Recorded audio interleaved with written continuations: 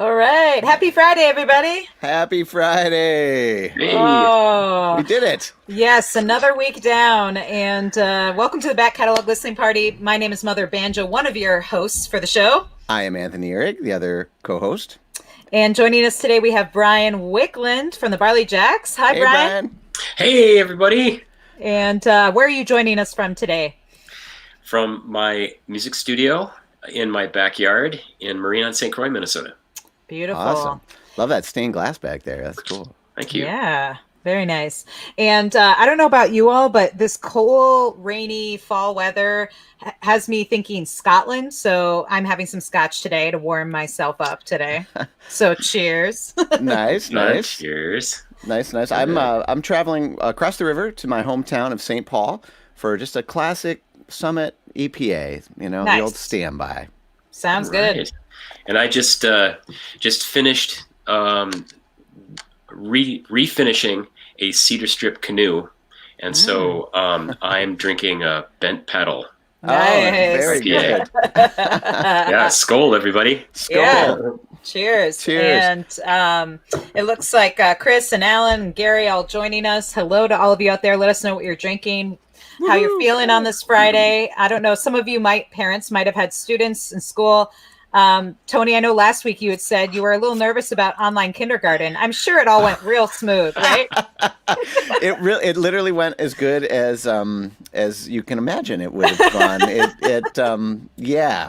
We made it through though, and it's making this beer just taste extra tasty. Exactly. You're, today. So you're the only kindergartner that I know that's drinking beer. I need it this week, and a special shout out to any other parents out there who are navigating this whole online education thing, because man, it is something. Well, I will say that for me every week, this is kind of my online music education, connecting with artists and all of you out there as we listen to music, some of our favorite older records. And what's really fun about this show is we ask the artists to pick the albums. So even though we all have our own favorites, and I'm really excited to talk about this record today with Brian Wicklund. This is going to be a lot of fun. And hi to Penny and Ann joining us from Northfield. And so let's dig into it, Brian. We have a lot of music to get to today. Yeah. Right. So excited. Southwest Michigan represent. Nice. Hi, Diane. And so, Brian, tell us a little bit about, for folks who maybe aren't as familiar with your music, certainly your folks who participate in the Minnesota Bluegrass and Old Time Music Association festivals and events are probably very familiar with your music. But for folks who aren't as tuned into that scene, why don't you tell us a little bit about about you and your music and where this album fits into that? Well, let's see.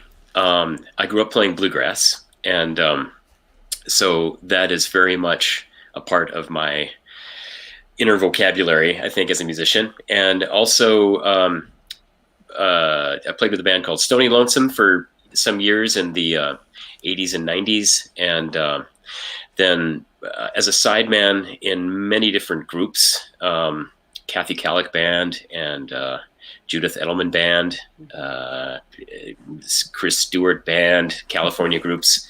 And so as a sideman, I played, I did the sideman gig for a really, really long time. And I had always thought, I kind of want to lead my own project. So the Barley Jacks came about in 2009.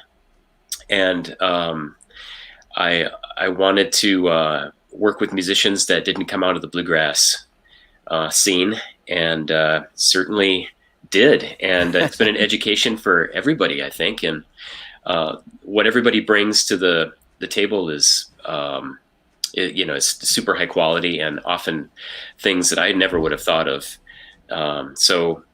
This band's a blast to work with. And so the album that we're listening to today is the original incarnation of that band.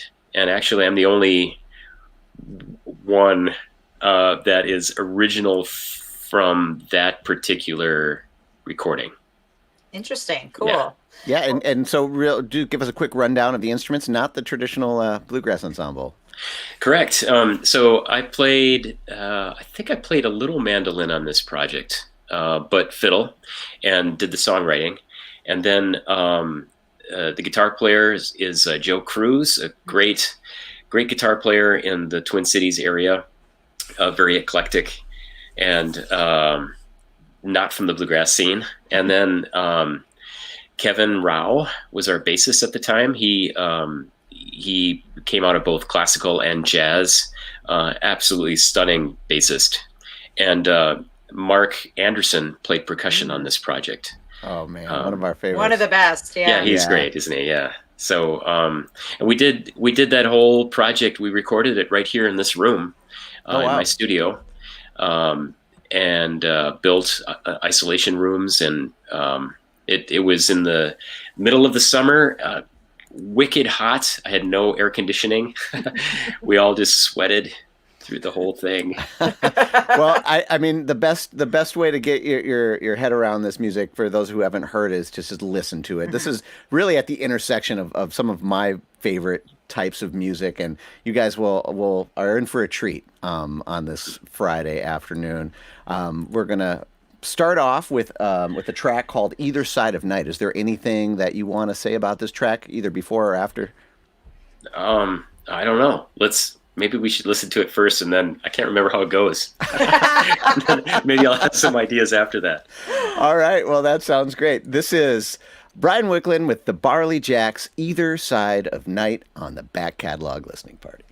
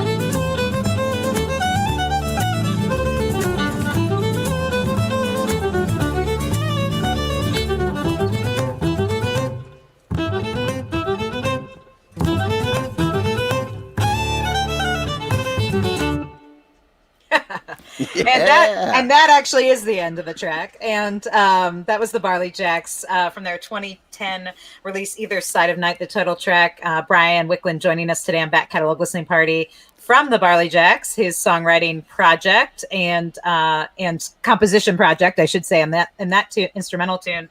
So cool. Yeah. So I can't remember. Is this the first track on the record, or is this a little bit into the record?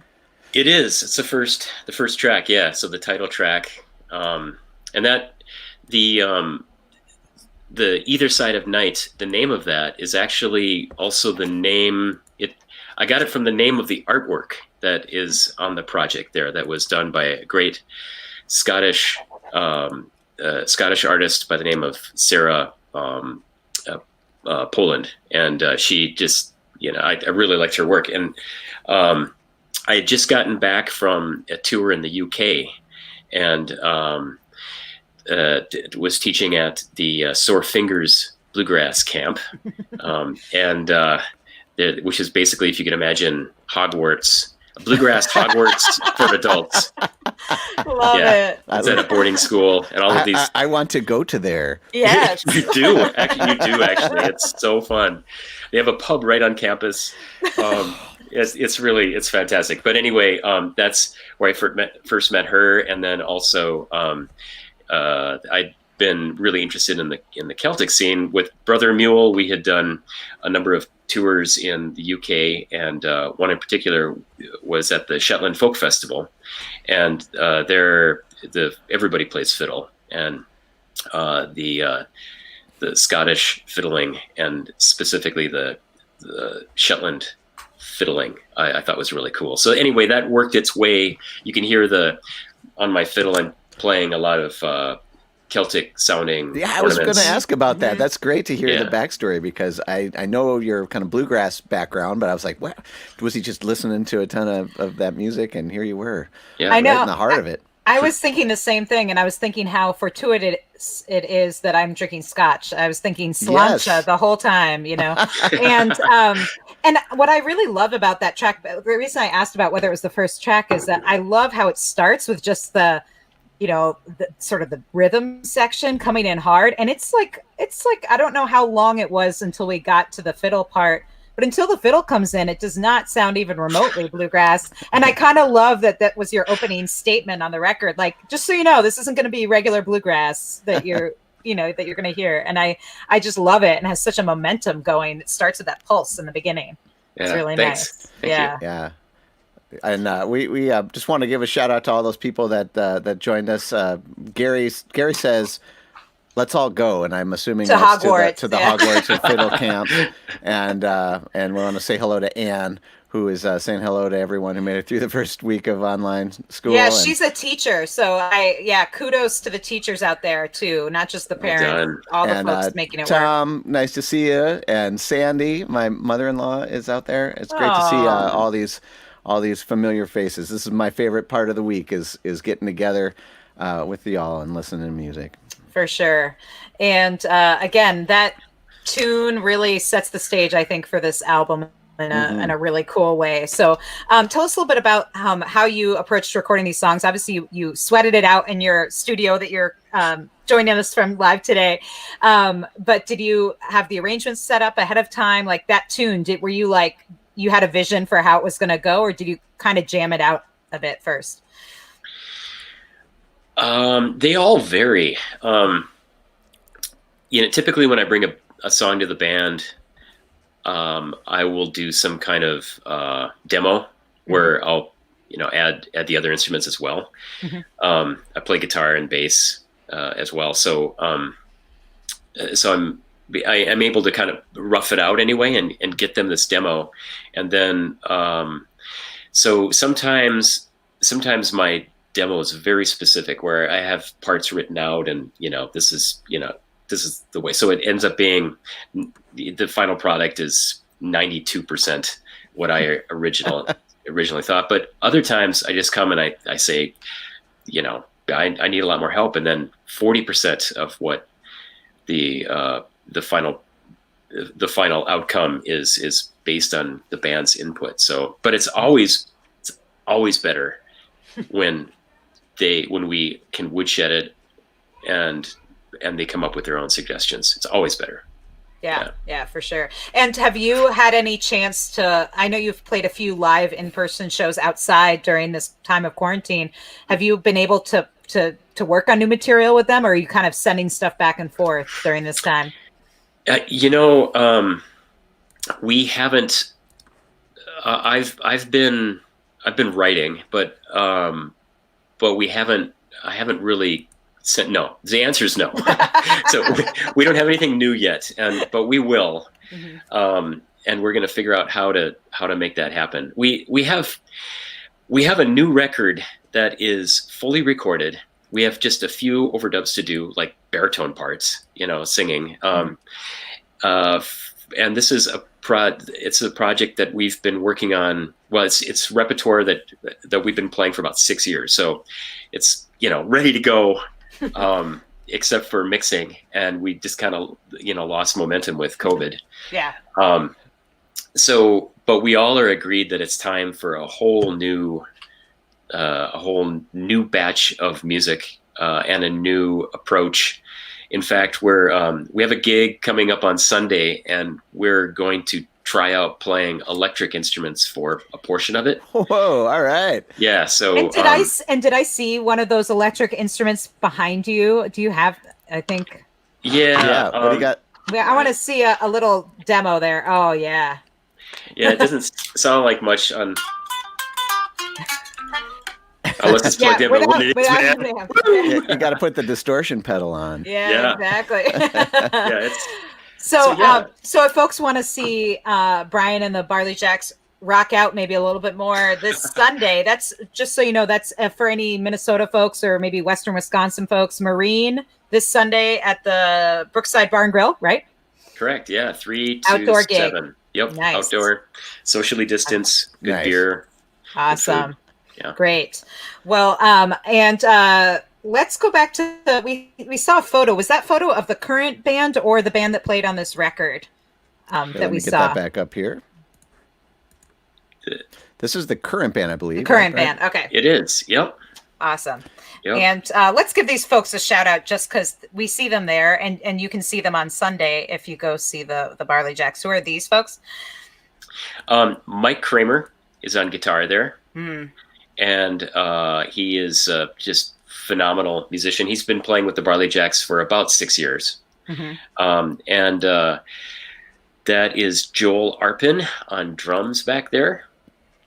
And our bassist kind of varies from gig to gig. And Josh Gronowski is going to be playing bass with us on Sunday. Great. Yeah, but often Jim Chenoweth is playing bass too. He's a jazz guy that's really good. Wonderful. Awesome.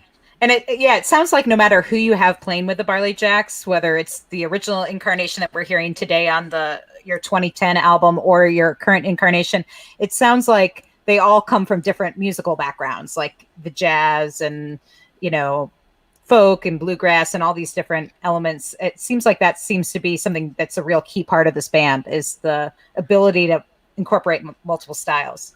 Yeah, and it's super fun playing with cats that are really great musicians, But one thing that I think I kind of struggle with is, because the band can play anything, it's sometimes nice to have some parameters, Some creative boundaries. Exactly, right. Yep.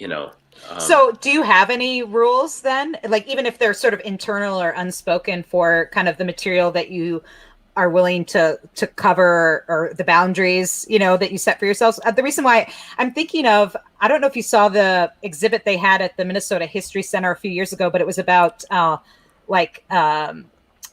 early Looney Tunes cartoons and the animators for them. And they had rules for Wile E. Coyote cartoons about like what they could do and what they couldn't do. And that's what made the cartoon always work. That Wile E. Coyote couldn't die from, or the Roadrunner couldn't just kill him. It had to be because of Wile E. Coyote's bad planning, or, kind of karma coming back to get him, and had all these rules. And I thought it was really interesting because you think of these creative things like cartoons or music as like having no boundaries. But sometimes the boundaries are helpful for, reining it in. So do you have any rules for the band, even if they're sort of unspoken and internal? No, nobody can kill me unless it's my own fault. Touche. That's a good rule. Yeah. We probably, I don't know. I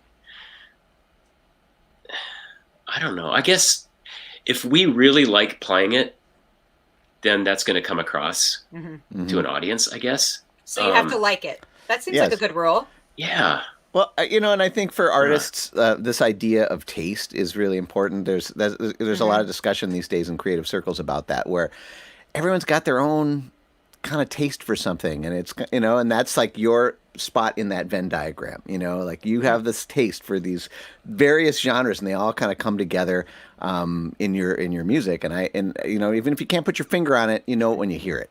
Mm-hmm. And speaking of which, I want to hear it. Yeah. So we got another song queued up from this record called "Fog Comes" on Little Cat Feet. Love that title, and there's a story behind it, right? It's the name of a Carl Sandburg poem, and I wrote this one on a very foggy day, and so there. That's the story. That's a good story. Well, all right. So we'll give this a listen, and we can chat more about it when we get back. This is the Barley Jacks. Fog Comes on Little Cat Feet on the back catalog listening party.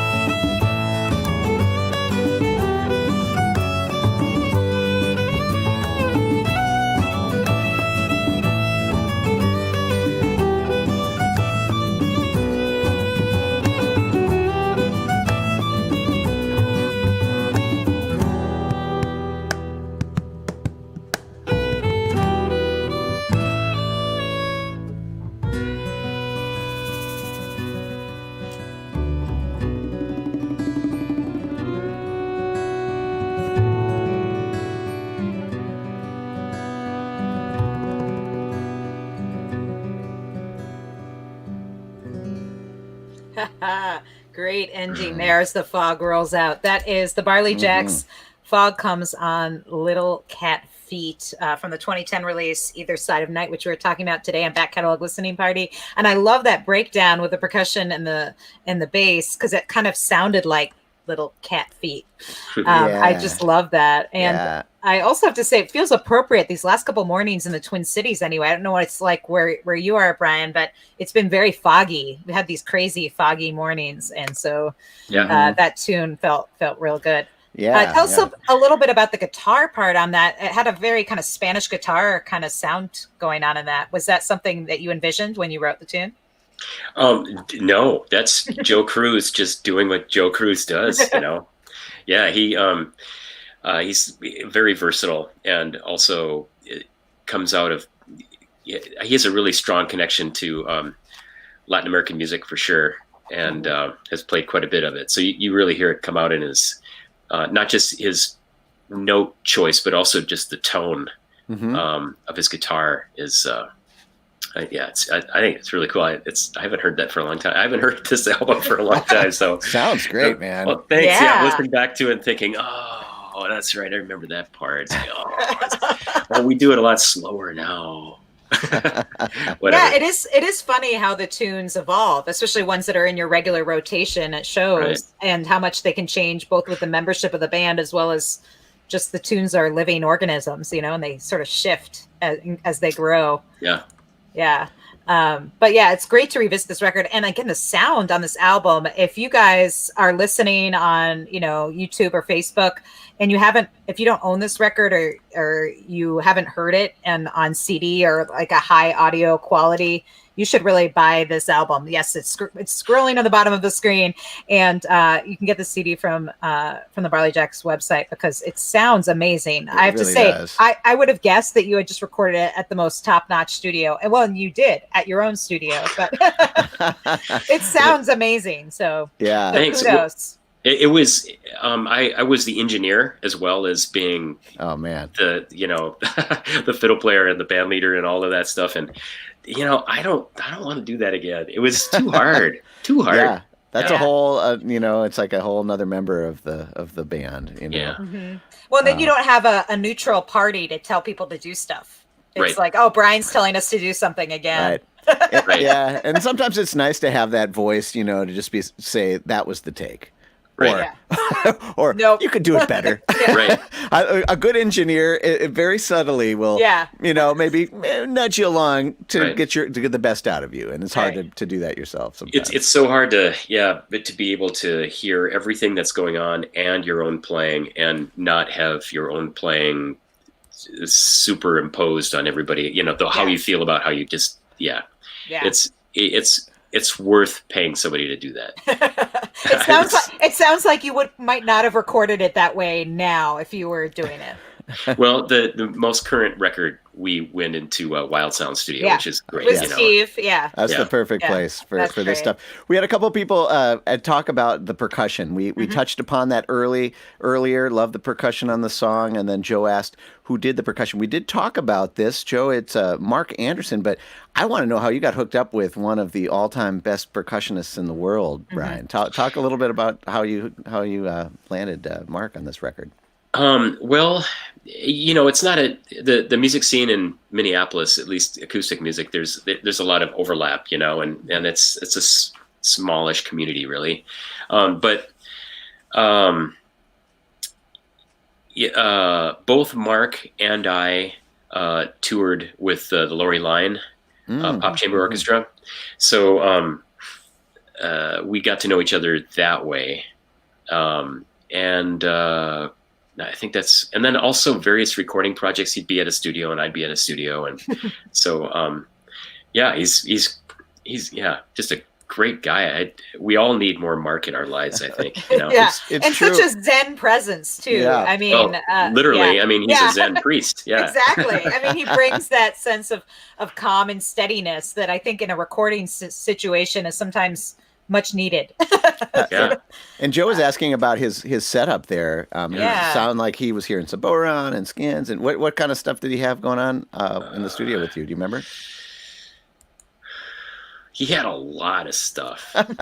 He's like And a bag of stuff. Yeah. I'm Yeah. not totally sure what he was playing for that particular one. There is Joe mentioned bass slap. There's some natural percussion I think that comes from pulling on the string, but Mhm. also Joe Cruz does a ton of kind of a backbeat Oh. kind of slice with his guitar that doesn't sound like a mando chop, but it sounds more like a percussive instrument than Yeah. doing that with a guitar. But I like some of that Spanish guitar has some of that Yeah. stuff going on. exactly. Yeah. Very cool. Yeah, very cool. And I also want to shout out that earlier, Diane responding to our, are there rules for the band? She said, must be in tune. Now, of course, a bluegrass joke would be, it's fine enough. It doesn't need to be totally in tune. But you don't have banjos in your band, so you don't have that problem probably that Tony and I have constantly. Yep. I see haven't our noticed. banjo buddy. He's out there too. You can relate to that, right? Exactly. Yeah. Well, and I have to ask, so what was the decision behind? Was it just the players you wanted in your band when you decided what instrumentation you wanted for this band? Like, why no banjos, for instance? Well, yeah, I'm sorry. I know this is probably personal. We won't take it personal.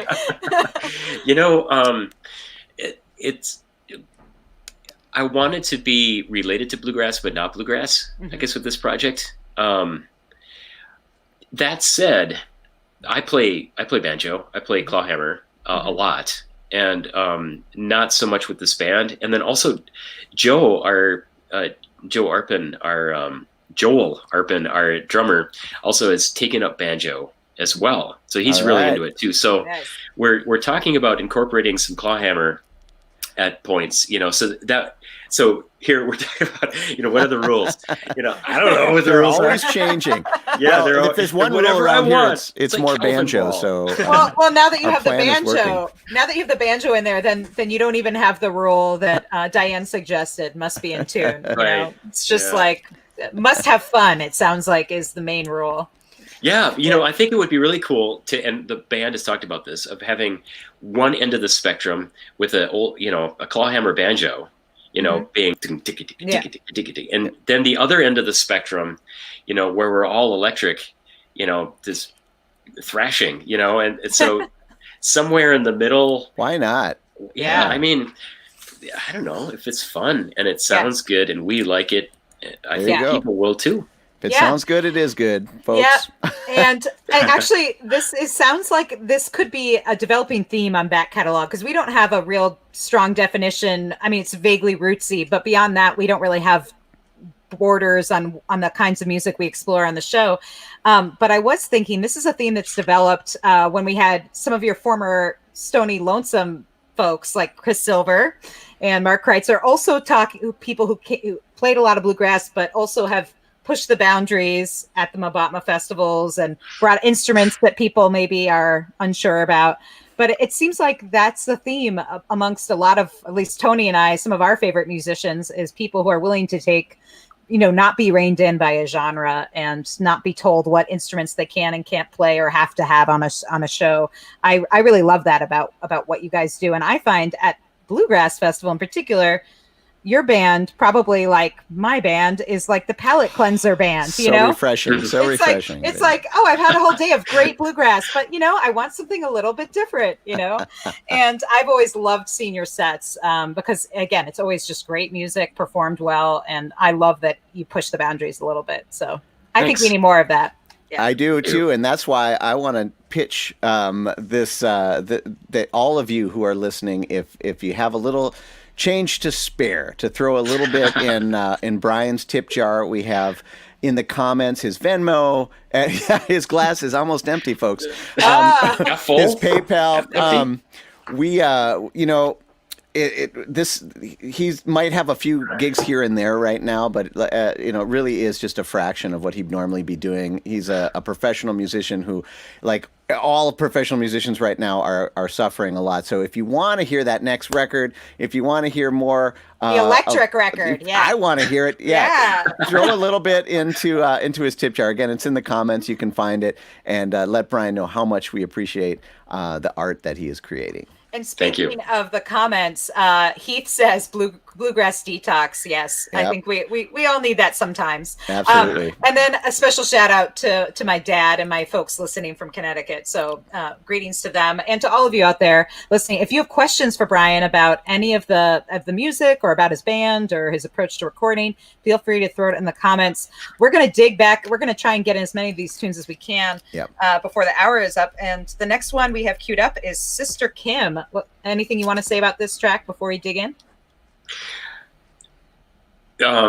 My sister Kim is as Swedish and Lutheran as I grew up, but somehow she can move her hips like a Latina, and so I named this one after her. Okay, nice. I'm going to get the Catholic thing out of my mind now. Very different than what I thought, but when you hear the song, you were folks, thinking nun, right? No, I'm joking. When you hear the song, pretty a dancing nun. This is for anyone who knows my background, they might get a kick out of that. So this is the Barley Jacks, Sister Kim on the back catalog listening party.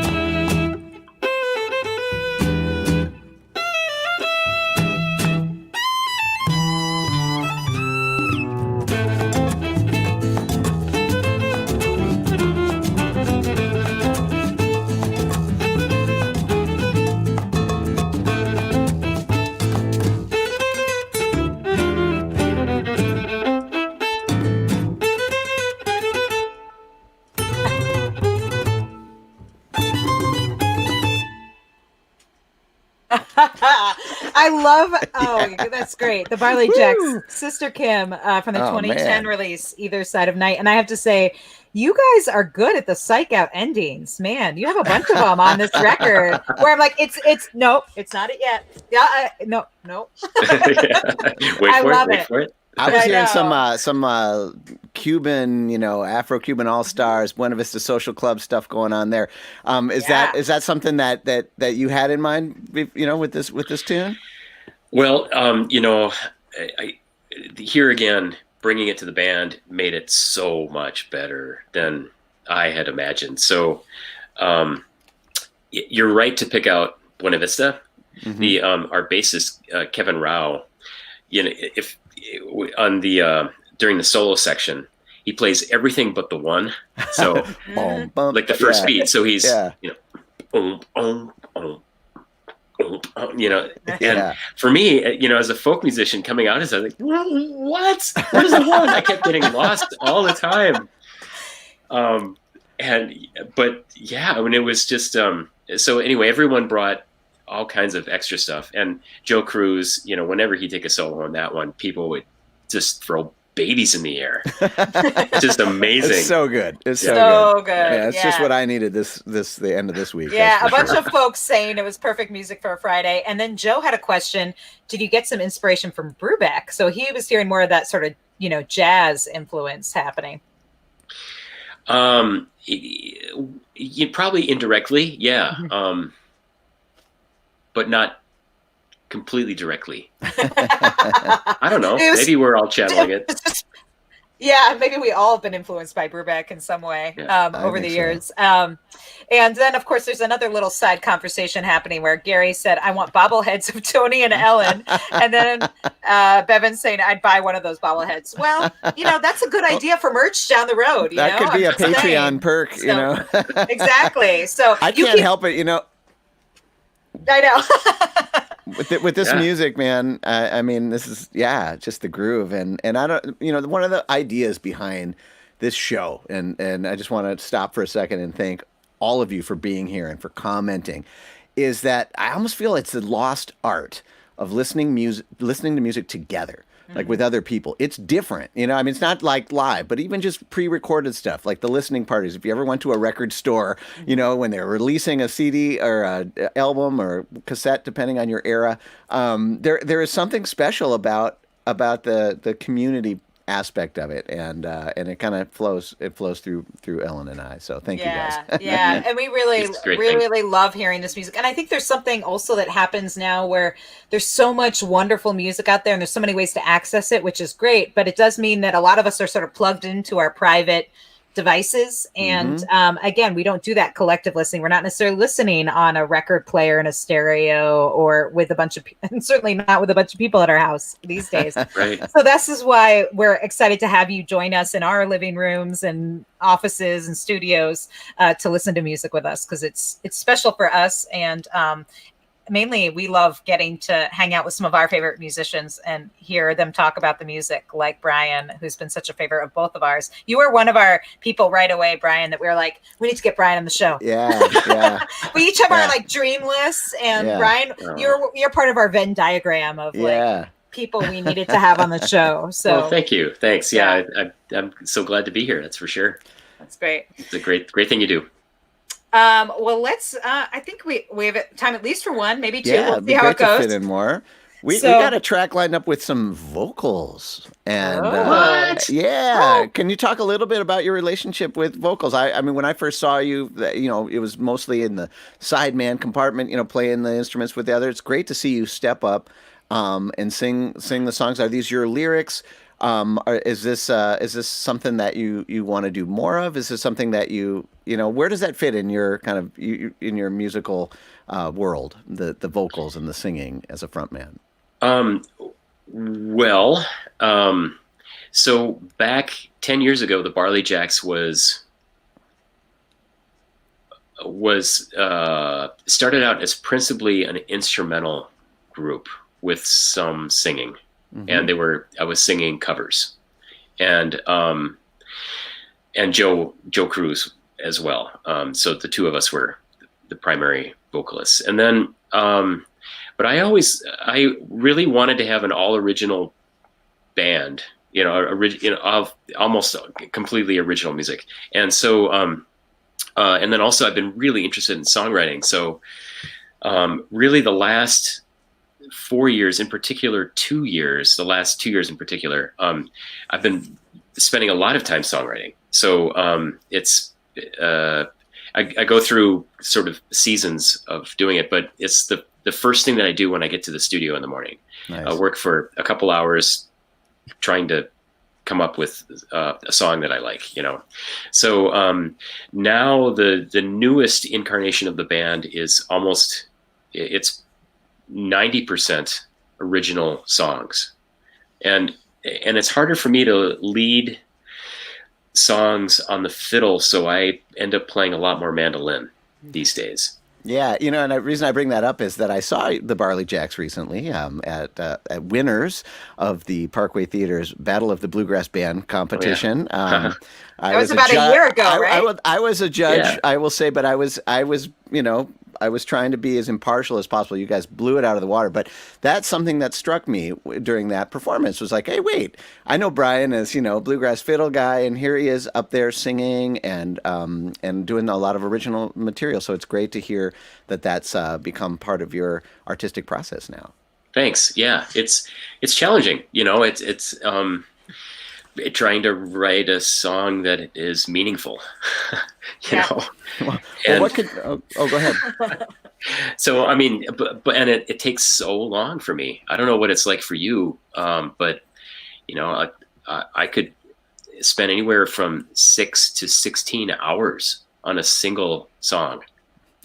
I can spend that A lot on a single longer. sentence. Yeah, Yeah. I could spend Okay. years on a song sometimes. All right. But yeah, I totally agree. There's just a lot more elements when you have to add in a lyrical component, and especially if there's, for me, it's always choruses, because it's like, this is a thing that they're going to sing over and over, and it has to still make sense if it's a story. And Right. but yeah, there's a lot of elements to the songwriting. So you mentioned though that every morning you get up and you write. Has this a regular practice that you have all the time, or just when you're preparing for a new release, or is that like your sort of regular routine, like Mr. Rogers putting on the tie and going to the studio and working? It's Wilkinson. kind of like for 3 months in a row, I'll do that. Mhm. And then something else will need my attention as the first thing, Yeah. But it'd be fun to do this project around songwriting, wouldn't it? It'd Yeah. be fun to talk with other songwriters about their process, and that'd be a cool thing for some time. It ends up kind of becoming a sub theme, I think, of this show, Yeah. don't you? I think it depends on, it depends which artists we're talking to, because sometimes we get really thick into the songwriting, and sometimes it's all about the recording process. So it really varies a lot. But I would say one of our best ones for that was Eliza Gilkison did a great episode, a lot about what inspired the songs, and I thought that was a pretty interesting episode. So we'll make sure to share that with folks later. But and I should say all our past episodes are available on YouTube and Facebook. The YouTube ones are usually unedited and probably the best way to check them out. But yeah, I agree. We could do a sub theme that's more specific about songwriting for sure. Well, I think that would be fun. Like you were talking about lyrics becoming a different type of challenge than the notes, right? Because now you got to assign meaning to those notes. And when I was listening to this song, I had a bunch of questions. So I'd love if you could just kind of give us a little background on Crooked Man, where that came from, and what inspired the song. This one was written by Chris Stewart, who is a songwriter out of bluegrass, who lives in San Diego. Okay. And I played as a sideman in his group, and we did a number of tours. The most memorable of which was in Oman, near Saudi Arabia. We were there for 2 weeks on tour, at an amazing time. But Chris is very thoughtful, articulate, humble. Grew up in the Texas Hill Country. And very inspiring for me as a writer too. Anyway, this is one of his tunes. All right, cool. Well, let's give it a listen. This is Brian, and you're on the lead vocals, correct? I am. All right, this is Brian Wicklund with his Barley Jacks project, singing Crooked Man on the back catalog listening party.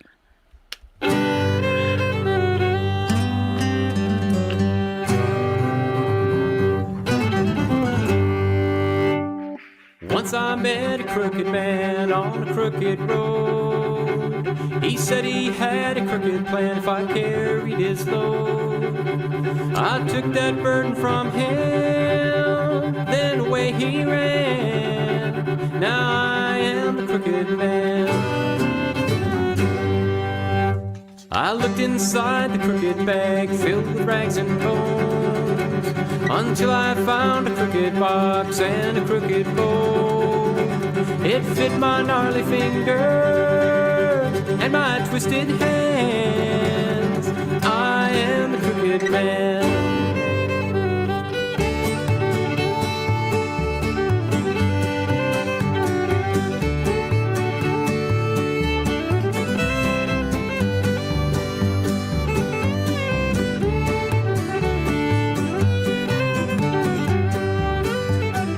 When I played the crooked box, I could not put it down. As I pulled the silver strings, it made a golden sound. And I became more crooked than when I began. I am the crooked man. Now my heart is falling in, it keeps a crooked time. When I pull the crooked box, I know I'll never die. I will not stop playing until I turn to sand. I am the crooked man.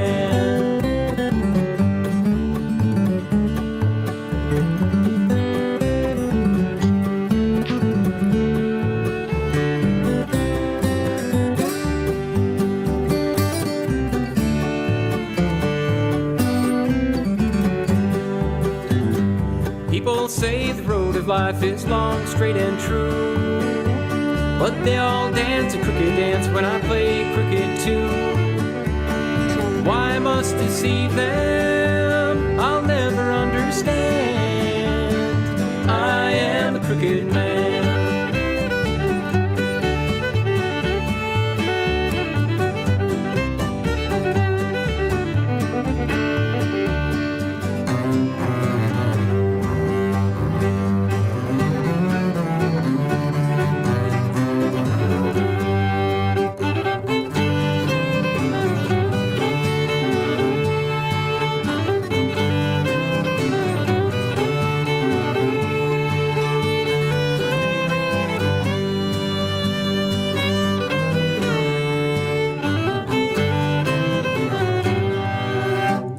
Once I met a crooked man on a crooked road. He said he had a crooked plan if I carried his load.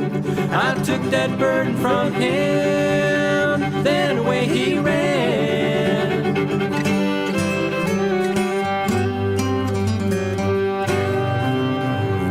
I am a crooked man. All right. What a great Yeah. tune. That is Thanks. Crooked Man. Really cool tune. Written by Chris Stewart and performed right there by the Barley Jacks in their 2010 release, Either Side of Night. And I love how at the end, instead of singing that refrain until the very end, you have all the different instruments, play it. It sounds so great. It was that the bass that was the low end string being bowed, or what or was that? It sounded almost Yeah. like a cello, but yeah, bass. Okay. Yep.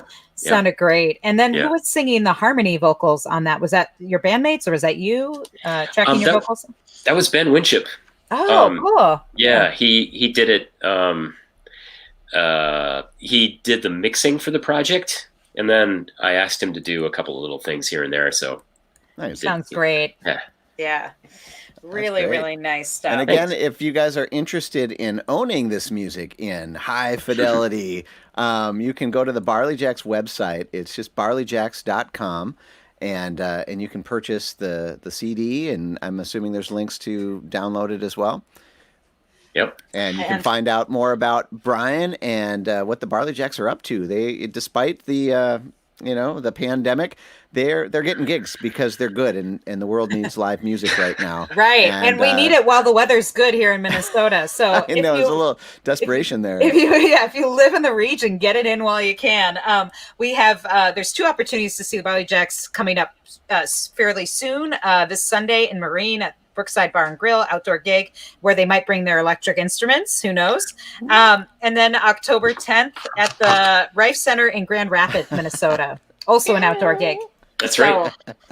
So a couple chances. And again, all the details on the barleyjacks.com website. And yeah, and Gary was saying, thanks everyone. I was imagining us all together in a nice intimate listening room like the Three Crows. Oh, I missed that place in Delano. That was a great listening room. Didn't it get eaten by the river? Yeah. That one got a few years ago. Yeah, there's a song there, Brian. Oh, eaten by the river. Well, the river, it was one of the, it really happened, but yeah. Thanks, Gary. Yeah. That's how it feels, like our own listening room. Yep. Yeah. And, absolutely. And we want to thank all of you because this show is only as good as our guests and the folks who come to listen with us. Because, I mean, Tony and I would be happy just listening to music together, but Tony might get sick of me. It's way more fun. And we might get in our own little holes. So what's great is we get to expand our musical listening and remind ourselves about these great recordings that almost all the recordings I've heard before that we've enjoyed on the show, but I haven't heard in a while. So it's really, really fun to dig into them with the artists and hear the backstories and the live liner notes. And if this is something that you like, and share it with a friend, again, you can share that YouTube link, which will be up, and you can support it. We want to thank, by the way, all the folks who support it, not just by listening, but by contributing to our monthly Patreon. And these folks donate a little every month so that we can expand our technological abilities to get on more platforms. And we're working on a website where we can archive all our shows in one spot. And these folks are making it happen. Penny, Ann, Alinda, Bevan, Connie, Vaughn, Alan, Chris, Alex, and Becky. And if you want to join, you can go to this link right here, the patreon.com link. And I should mention, next Friday on the show, we have another violinist, fiddler, Galen Lee, of a totally different ilk. She does a lot of looping, more very experimental stuff.